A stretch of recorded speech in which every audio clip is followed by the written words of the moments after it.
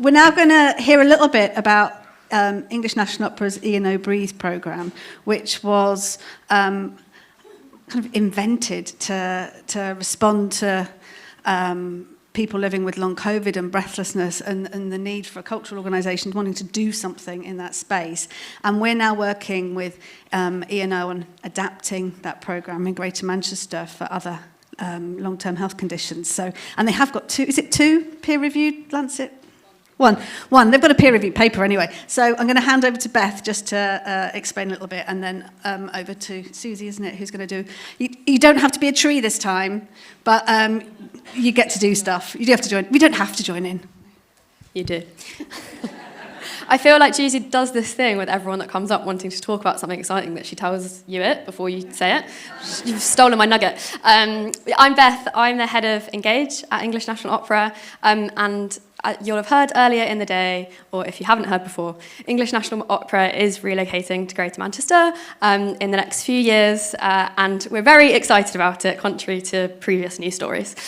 So I just wanted to give a little bit of context to that today before we hand to Susie to give us a bit of an experience of ENO Breathe. But I think one of the things that I am very excited about is in ENO's relocation to Greater Manchester, that's not about bringing our opera productions and then Engage as a side story, but I think it gives us a real moment to sort of reset that expectation that goes, it's all of this together and all of it is equally important to each other.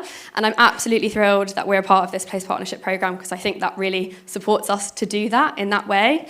When we created ENO Breathe, it was back in June 2020, and if we cast our minds back to that time, although it was obviously primarily terrible, there was also brilliant things for us as an institution as part of it, because what it meant was, as we were looking at what helpfulness, what usefulness we could do, I think everyone else around the country, around the world, was looking to do something very similar, and that was very much cross art forms, cross sectors, and that's where ENO Breathe came from. The healthcare service didn't know what to do with people that had long COVID, and so there wasn't already a treatment pathway that we had to disrupt. We had to become the treatment pathway, and I think that's why ENO Breathe became what it was, and we're super thrilled to have seen over 4,000 people complete the programme, and as Julie says, publish a Lancet paper to sort of prove and demonstrate that it's genuinely helping people to get better. But that's only the start for us, I think. That's like, okay, so what do we do with this now? And I think that we, for a few years, have been sitting going, there's more useful than this, in this than in long COVID. There's lots of people that could benefit from this programme. And Place Partnership allows us to start looking at where that's possible. Now, what I'm hoping that we do through this is not only support more people to support themselves to live well, but also think about how we better connect into the creative health ecology that already exists across the country, but also primarily here in Greater Manchester.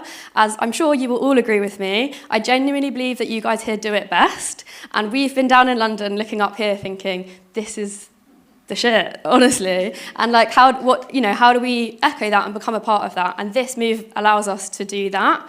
We want to come with this programme and think about what we learn and how were we able to do that through the open ear conversations around COVID that now we can bring with us into new spaces. So we do have these, we have a research fellow with us. She's been with us for 6 months, and that's been huge for us in terms of our learning, but also speaking the languages of the clinical settings in which we're trying to collaborate with. And we want to share that learning to everybody so that we can do that together. So that's what we're really excited about, and this really is the start. If we don't already know you, please do come and get to know us, because that's also one of the other reasons why the Place Partnership is amazing for me, because it brings me and us into rooms like this. So we're truly really excited about what's next. And I will hand now to our brilliant creative director, Susie Zumper, who is really the creative brains behind this programme. She's going to talk to you a little bit, and then we will indeed have a go. Thanks. Hello. All right, gorgeous people. So what I thought we'd do is, at the moment, we haven't exactly figured out we're in the process of figuring out how Breathe sits in this new space, thinking about COPD, thinking about asthma, bits of the programme that we want to use, bits of the programme that maybe aren't going to be so helpful. So I thought that instead of experimenting in that area, it would be more useful to think I suppose, give you a little taste of the way that we work with our participants on our programme. It's worth saying that our programme is an online programme, so people join, from their own screens individually and don't have a sort of collective experience like this. But that nonetheless, we can sort of have a little bit of a think around things. So I guess the first thing I'd like you to do is, can you just have a look around the space that you're in a little bit? And if you find yourself looking directly into the eyes of the person next to you, just, embrace that. It's fine. And this is just to sort of reacquaint ourselves with our surroundings. Gorgeous. And then I'm going to ask you to just freeze. So don't sort of correct any bits of posture. Just stay exactly how you are. And I can see you fidgeting. It's not allowed. And then can you take the same gaze that you were using around the space, just internally, and notice what things feel like in your body?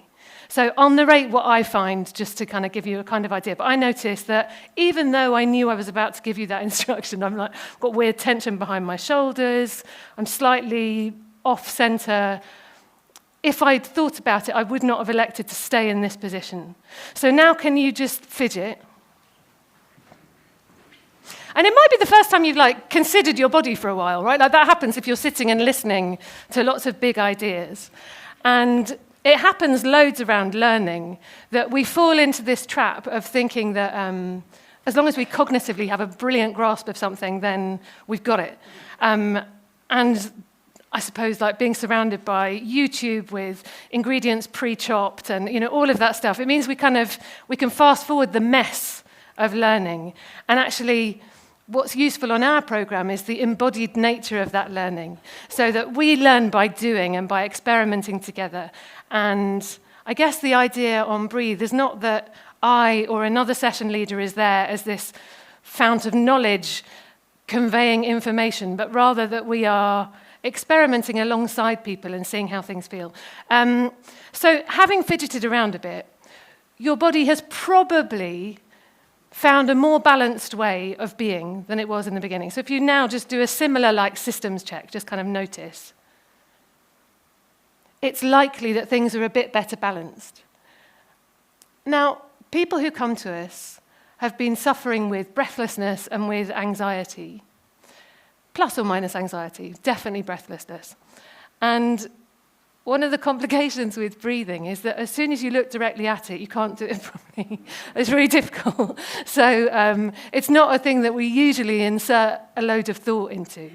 So one of the first things we do is give people a few tips to help them default to doing it the right way. And this is also really useful for any time you're feeling stressed or het up or whatever. So, I do it in other contexts with different people too. So the first one we're going to do is this. I want you to just breathe everything out. I'll show you first.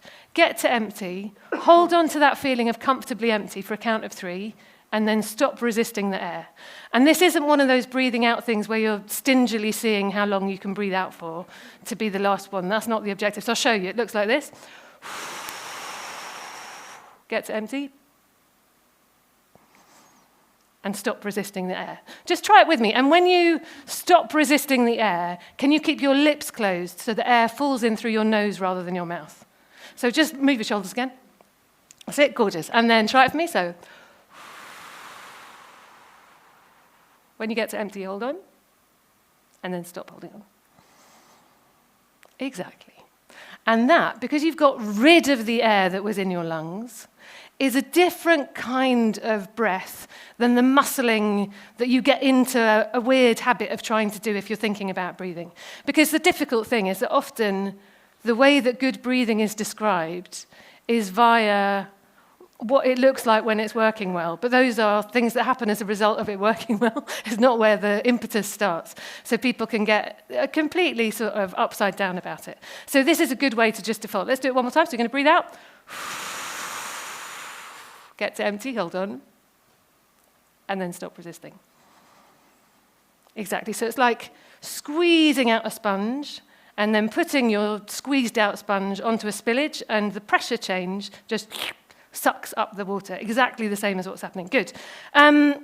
Another one is that people who come to us are often like obsessed with breathing with their diaphragms. And I mean, like, your diaphragm is moving all the time anyway, but also it's beneath the level of your conscious control. So it's a bit of a difficult, it's a bit of a difficult beast. So, you know, people, and you can look online, and there's some brilliant stuff, but there's some absolute nonsense as well.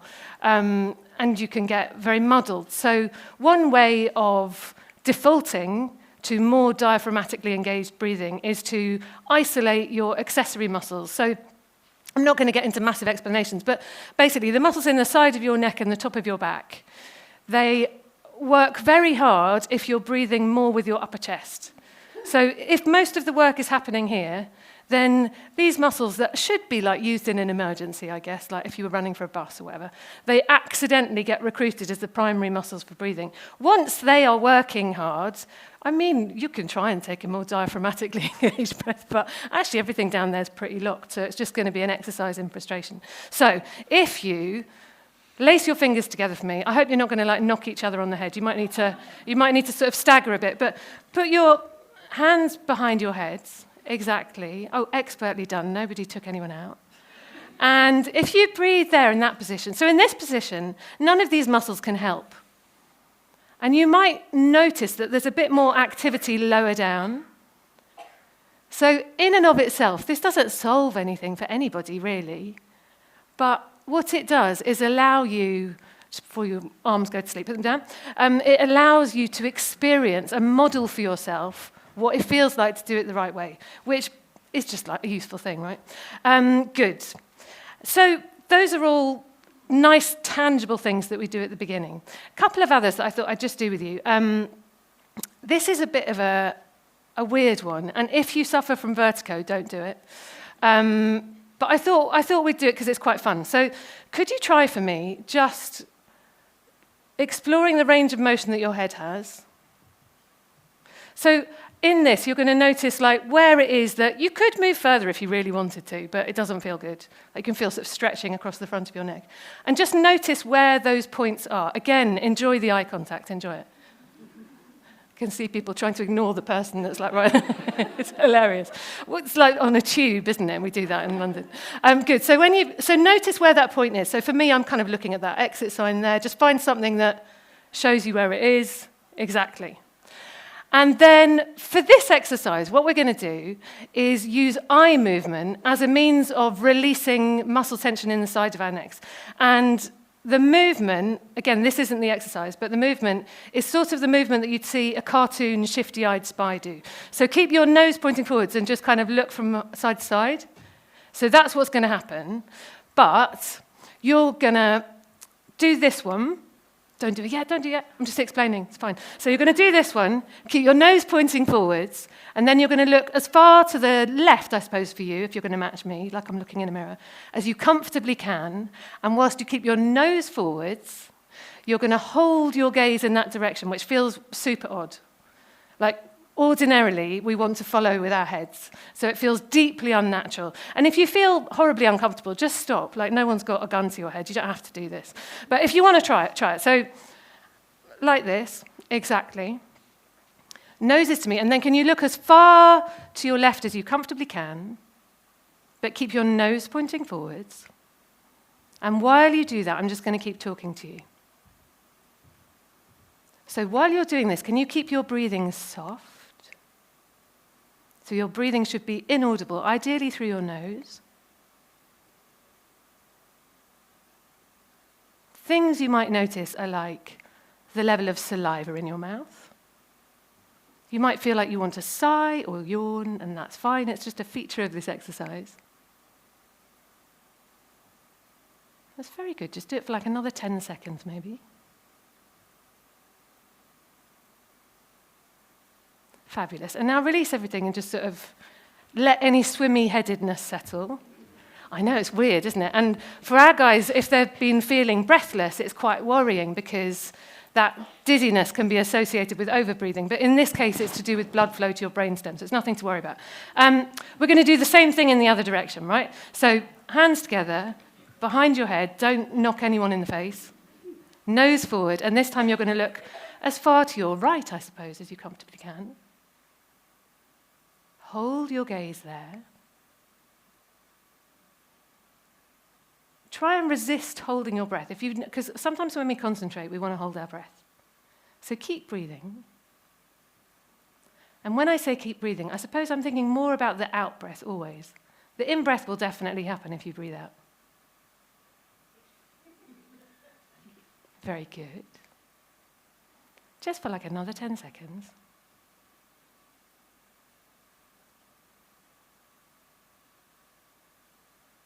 Glorious, and then release it. And now I want you to repeat that initial kind of exploration of movement and notice if anything feels different as you explore the range of motion that your head has. Does it feel different or same? Better, worse? Good.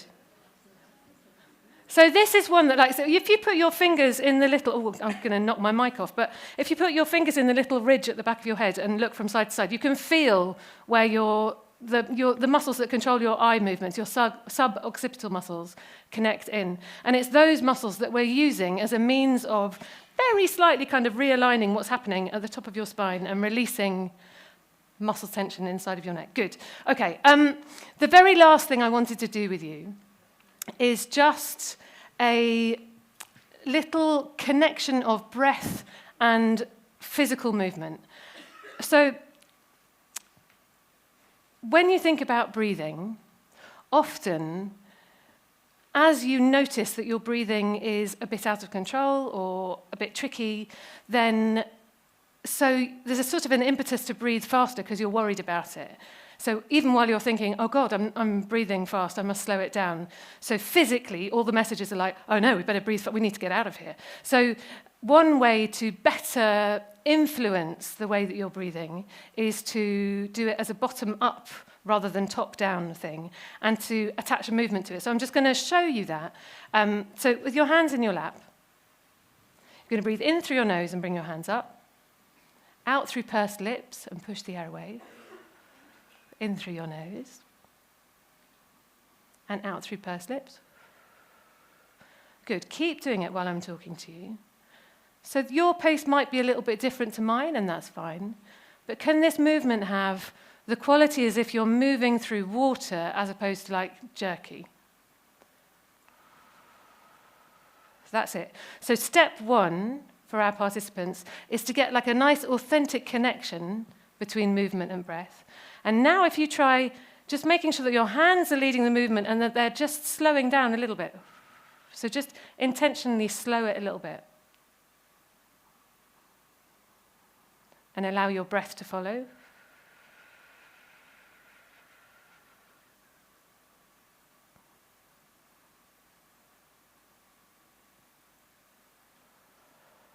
Exactly. The other thing we do on our program is sing as part of a way of, don't do that. Don't do that, because that implies that there's going to be some sort of personal vulnerability, and that singing is this thing where, oh, I'm going to make a terrible fool out of myself. So first of all, I'm not going to get you to sing, so you can let go of that idea. But also, in our sessions, everybody is muted.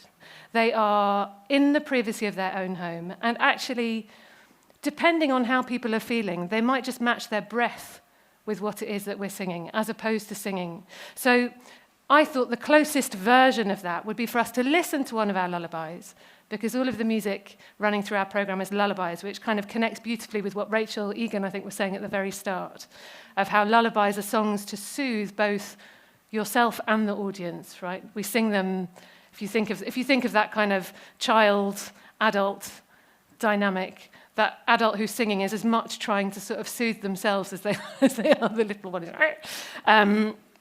Good. So I thought we would just listen to this lullaby, and I want you to breathe out when the singing is happening and breathe in slowly when it's not. So I'll show you with my hands. So I don't know if we can play that. I think we've sent it to you with any luck. Oh, yeah, here we go. Here we go. So you're going to breathe out. La-da-lo, la-da-lo, la-da-lo, la-da-lo. La-da-lo,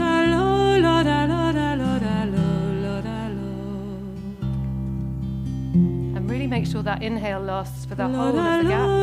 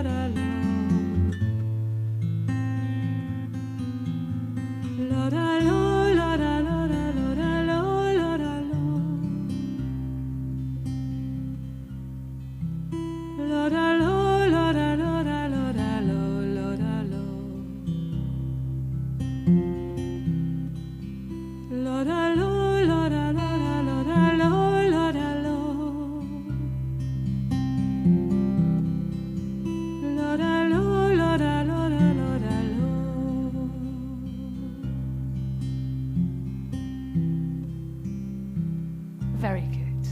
Thank you, lovely people.